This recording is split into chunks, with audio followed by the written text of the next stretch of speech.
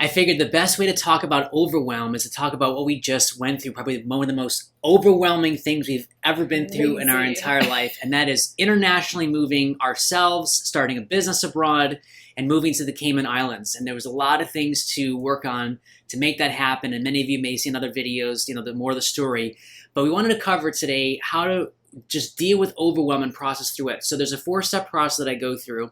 I want to start with step 2, actually, in a weird way. So number 2 is, first, whenever I get into this sort of mental frame of like, oh my gosh, I'm never going to get through this, there's too many things to do, this whole mental loop happens. One of my mentors taught me, first, make a list. Just write it all out on a piece of paper or type it, whatever is most best for you. So you just write out all the things that's on your mind.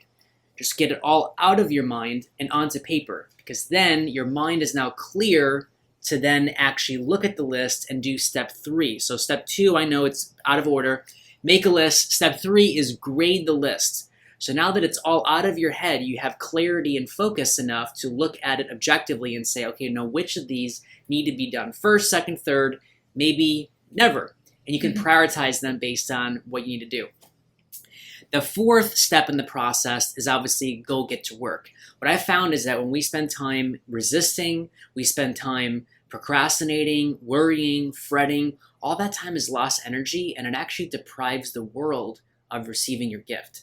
So the longer you sit there analyzing and, oh my gosh, I'm never going to, that just deprives the world of your creative energy and your love. Yeah? Whatever you have to give the world. We all have our special gifts. That's right. So that's step 4 is don't resist it, just get into it. Start with the first one and start making your way through.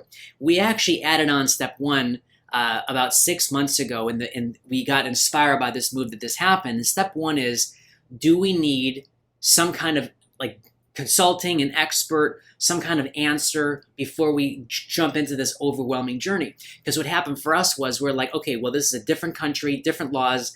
Everything needs to be reformed. I got to get a new driver's license. I got to drive on the left side of the road. I got to, sell my car. I need to do all these things. And it became this crazy list. So what we decided to do was we installed a new rule into our life. And that is, first establish, do we need an expert to help us? Because we'd sit here for a long time. Talk about it for days trying to figure it out. Should we do this? How does this work? What if this happens? And then it's something that an expert could answer in like 1 minute. Yeah, it's like, why not? Right. So we decided that if we can't figure it out in 30 seconds from our past experiences, then we're just like, well, who knows the answer? And then bring them on our advisory team and do a consult with them or whatever the case may be.